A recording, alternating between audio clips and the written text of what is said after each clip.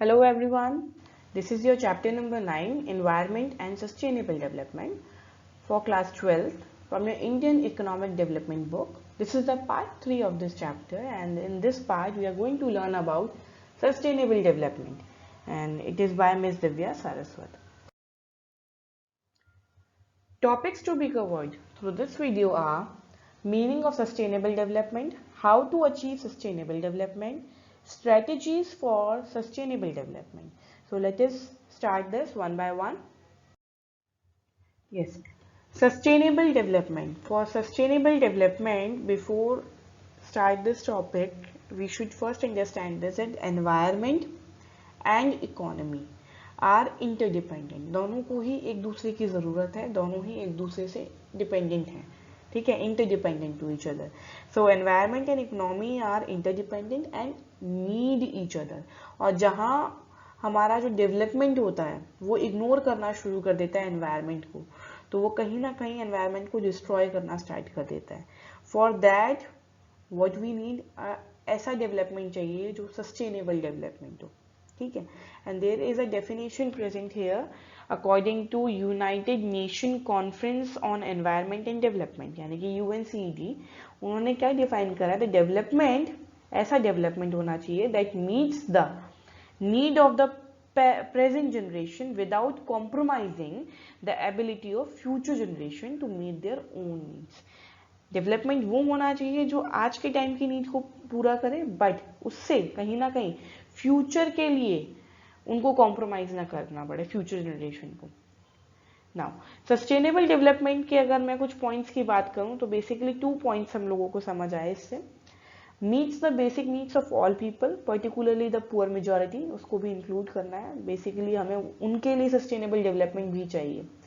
Secondly, ensures growth of agriculture, manufacturing, power, services to meet these needs. तो उसमें growth किस किस की चाहिए? बेसिक नीड्स आप लोगों को पता है, फूड, क्लोथिंग एंड हाउसिंग. ये बेसिक नीड्स तो आपकी मीट होनी चाहिए, लेकिन उसके साथ साथ ग्रोथ किसकी होनी चाहिए? एग्रीकल्चर की, मैन्युफैक्चरिंग की, power and services. Why do we need such kind of development which we call sustainable development? We have seen so many ads related to that. So I have just took a video which we have seen in the ads, जिसके through में पता चलता है that we have to use the resources जो हमारे पास limited है, which we call non-renewable resources. उनको हमें इस तरीके से यूज करना चाहिए so that future generation can also use those resources, they can also enjoy those resources. So here we go with a video.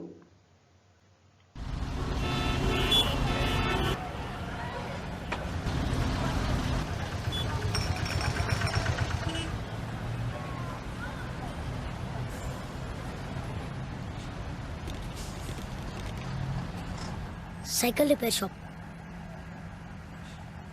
मैंने सोच लिया है, जब मैं बड़ा हो जाऊंगा ना, तब मैं साइकिल रिपेयर की दुकान खोलूंगा. क्या?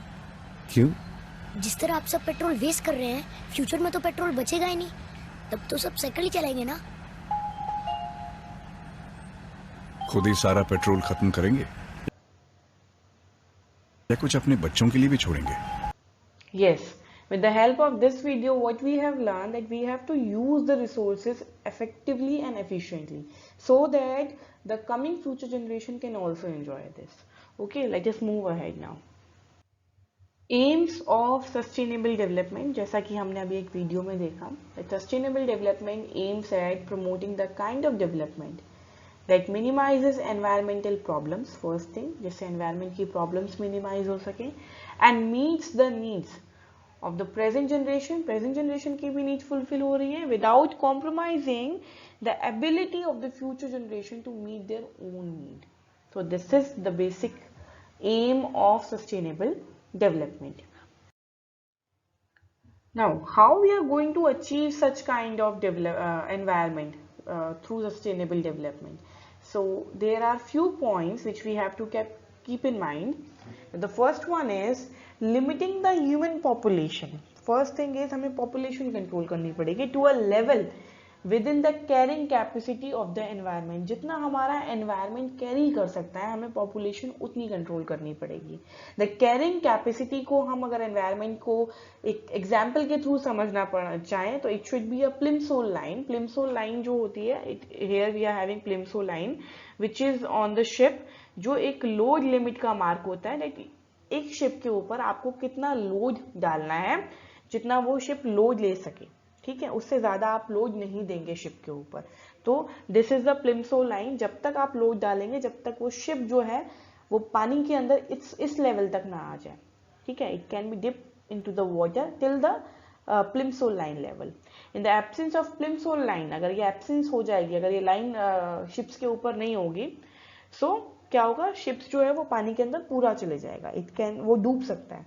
सो Plimsoll line for the economy की अगर हम बात करें, human scale grow beyond the carrying capacity of the earth and deviates from sustainable development. तो सस्टेनेबल डेवलपमेंट बहुत मुश्किल, even we can say impossible भी हो सकता है अगर हम लोग वो कैरिंग कैपेसिटी को नहीं समझेंगे। Okay, second one is technological progress should be input efficient, not input consuming, ठीक है। what does input efficient means?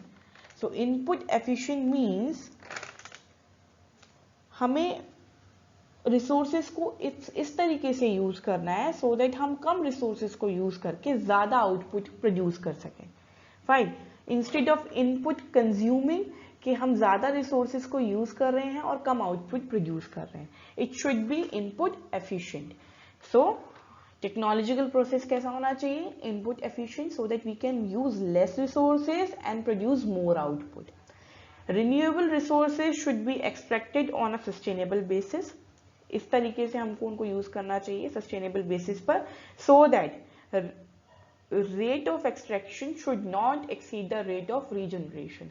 ऐसा ना हो कि हम लोगों ने इतनी फास्ट उनको यूज करना शुरू कर दिया just because they are renewable. तो रिन्यूएबल रिसोर्सेज हैं, जैसे सन का तो हम यूज कर सकते हैं, राइट, सनलाइट को हम कितना भी यूज कर सकते हैं, but if we are talking about trees, they are renewable resources. लेकिन अगर हम सारे ट्रीज को एक साथ कट कर देंगे तो उसको रीजनरेट होने में बहुत ज्यादा टाइम लग जाएगा, राइट। तो उस टाइम तक जो हमें प्रॉब्लम फेस करनी पड़ेगी, that we can't imagine. So rate of extraction should not exceed the rate of regeneration. extraction का जो रेट है वो रीजनरेट होने का उस रेट को उसको एक्सीड नहीं करना चाहिए।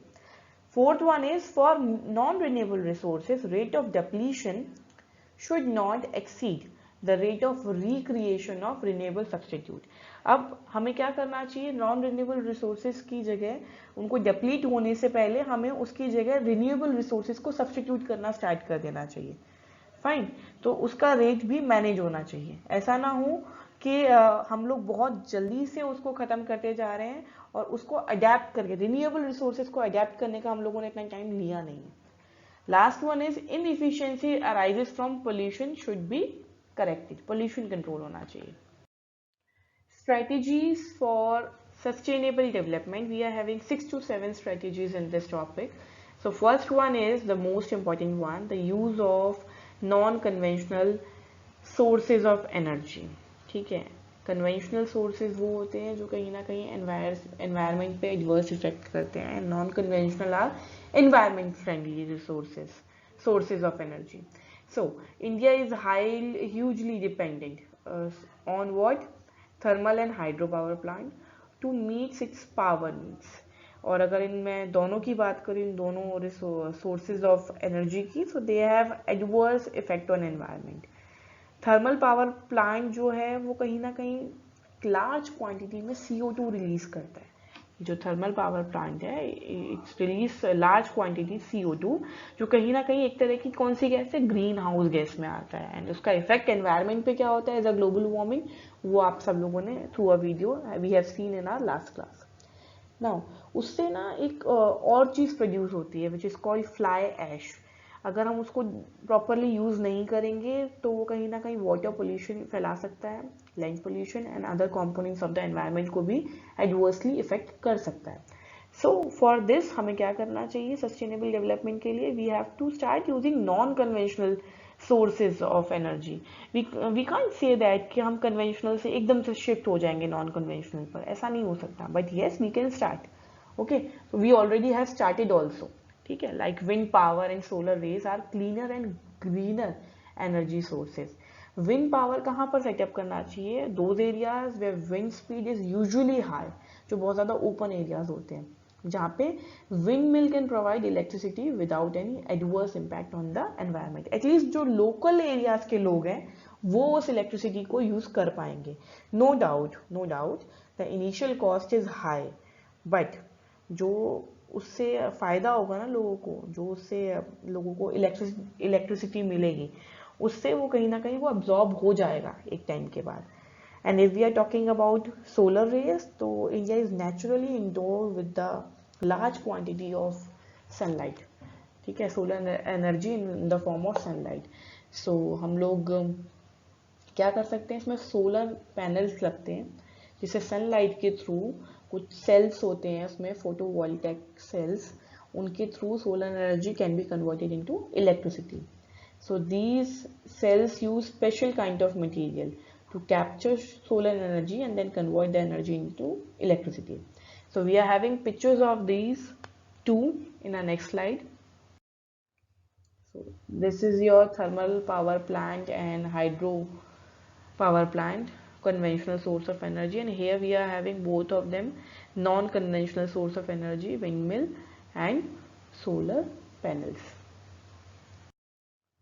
Second one is use of cleaner fuels. Cleaner fuels के अंदर क्या आता है? अगर हम रूरल एरियाज की बात करें तो रूरल एरियाज में क्या होता है, हाउस होल्ड जो होते हैं वो जनरली यूज करते हैं वुड को, डंग केक्स को and other biomass fuel, but in किस चीज के लिए? कुकिंग के लिए. But these fuels have several adverse implications, क्योंकि इसके लिए डिफॉरेस्टेशन हो रहा है, वो कहीं ना कहीं हमारा रिड्यूस कर रहा है ग्रीन कवर को, wastage of cattle dung and air pollution also.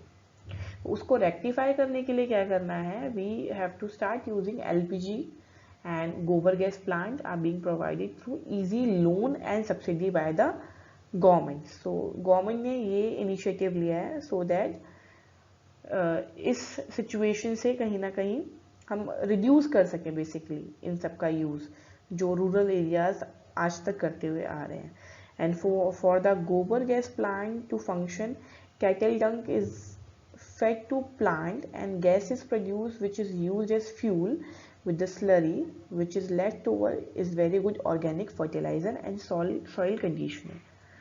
मतलब कहीं ना कहीं जो कैटल डंक है वो हर तरीके से यूज हो गया, राइट. प्लांट में भी यूज हो रहा है, उसकी जो गैस हो रही है वो भी यूज हो रही है, एंड जो बाकी का जो पार्ट बच जाता है उसका वो कहीं ना कहीं as a organic fertilisers plants के लिए यूज हो रहा है. So if we are talking about urban areas, तो अर्बन एरियाज में एलपीजी वाली सिचुएशन तो ये वाली सिचुएशन तो अराइज है ही नहीं, वहाँ ऑलरेडी लोग एलपीजी यूज कर रहे हैं. तो the use of compressed natural gas, fuel को चेंज करने की जरूरत है. Instead of petrol and diesel we should move to CNG. In public transport system it's already used in Delhi, जिसकी वजह से काफी हद तक कंट्रोल में लाने की कोशिश कर रहे हैं. Fine. And yes it lower the air pollution. अगर हम पेट्रोल एंड डीजल के कंपैरिजन की बात करें कि पहले सिर्फ पेट्रोल एंड डीजल में ही हमारे पब्लिक ट्रांसपोर्ट हुआ करते थे, तो उस कंपैरिजन में पोल्यूशन कम हुआ है in the last few years. The third one is establishment of mini hydel plants. What are these? अगर हम बात करें इन माउंटेनियस रीजन्स, वहाँ पर क्या होती है, मोस्टली स्ट्रीम्स मिलती है हमें, जगह जगह पर स्ट्रीम्स होती हैं. Large percentage of such streams अगर हम उनको यूज करने पे आए, ठीक है, सो mini hydel plant use the energy of such streams. इस तरीके से आप यहाँ पर इस पिक्चर में भी देख सकते हो, ये स्ट्रीम है. इन लोगों ने क्या करा है कि इसकी स्ट्रीम की जो एनर्जी है, to move small turbines, the turbines generate electricity which can be use locally. This is the turbine. इसके थ्रू इलेक्ट्रिसिटी जनरेट हो रही है जो कि लोकल एरियाज के लोग यूज करते हैं वहां पर. Such power plants are more or less environment friendly. They generate enough power to meet local demand. At least local area की जो इलेक्ट्रिसिटी है वो इससे प्रोड्यूस हो सकती है. एंड माउंटेन्स वाले जो एरिया है वहाँ पर जगह जगह पे स्ट्रीम्स होती हैं, so it can be use as a strategy of sustainable development.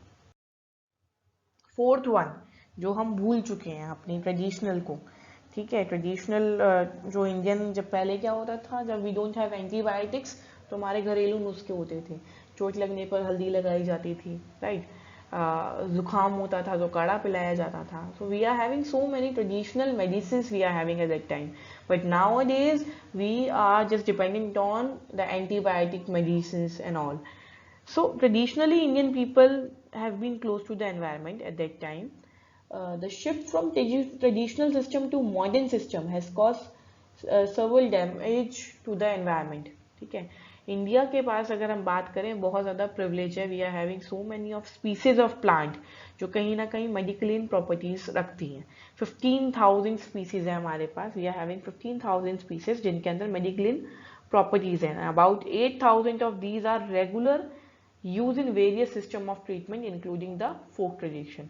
हम कहीं ना कहीं 8,000 को तो अभी भी कंज्यूम कर रहे हैं वन एंड अनदर वे, ठीक है। So old system are environment friendly, they are relatively free from side effects and do not involve large scale industrial and chemical processing। हमें इन सब की ज़रूरत पड़ेगी ही नहीं।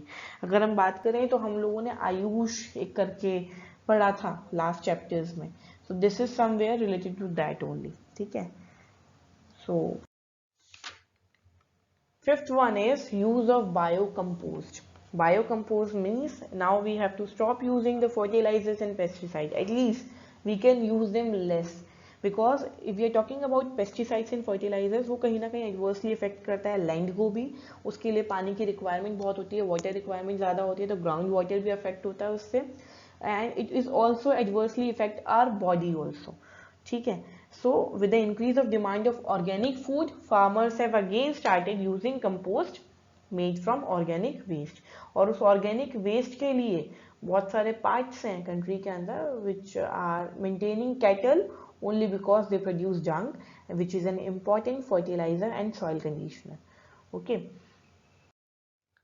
Sixth one is control biopest। control biopest यानी कि हम जो pesticides को यूज करते हैं प्लांट प्रोडक्ट्स को प्रमोट करने के लिए, उसकी जगह नीम एक हमारा नेचुरल पेस्टिसाइड होता है, ठीक है। To overcome this problem better method to pest control are promoted. और हमारा जो एग्जाम्पल है वो है नीम बेस्ड पेस्टिसाइड्स, जो कि एनवायरनमेंट फ्रेंडली भी है and free from side effects भी है, एंड अगर हम बात करें कॉस्ट इफेक्टिंग तो इट्स रीजनेबल ऑल्सो। इसके अलावा mixed cropping and growing different crop in consecutive years on the same land have also help farmers. Mixed cropping को अडॉप्ट करना शुरू करना चाहिए सो दैट हमें बायोपेस्ट की ज़रूरत ही ना पड़े, हमारी जो लैंड है वो खराब ही ना हो। Awareness is spreading about the various animals and bird which is help in controlling pest. So what are these animals? इसमें एग्जाम्पल्स दे रखा है, पहले स्नेक है, आपका पीकॉक है एंड लिजर्ड ऑल्सो, ठीक है। दीज आर द एनिमल्स जो कहीं ना कहीं हेल्प करते हैं। Snake is are one of the prime group of animal which prey upon rats, mice and other pets. जो भी खेतों में आ जाते हैं ना चूहे, तो उनको स्नेक्स उसके लिए यूजफुल है। And if we are talking about peacocks also, तो पीकॉक्स भी वर्मेन एंड पेस्ट इनके लिए इनको प्रे करता है, इनका शिकार करता है, ठीक है। एंड लिजर्ड ऑल्सो, लिजर्ड तो सबको पता है। So these are the animals which we can use for control biopest. Seventh and the last one, change is unsustainable pattern of consumption and production। हमें खुद से ही ये अवेयरनेस लेके आनी है कि हमें उस पैटर्न को चेंज करना है जो कंजम्पशन और प्रोडक्शन का हम लोग यूज कर रहे हैं day by day for unsustainable development. हमें उसको चेंज करना पड़ेगा through all these methods। Thank you so much for watching this